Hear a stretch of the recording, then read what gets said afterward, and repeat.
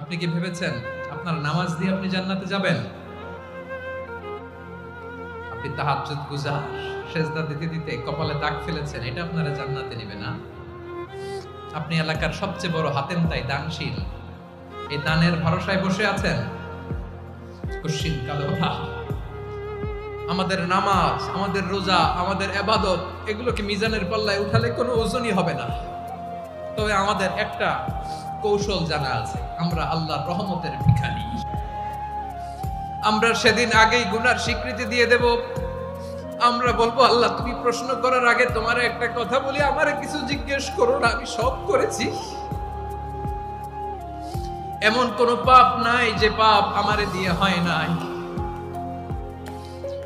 তোমার রহমত দিয়ে তুমি জান্নাতে পাঠাবা, তোমার দয়ায় জান্নাতে যেতে চাই, আমল দিয়ে না। পারবেন বলতে?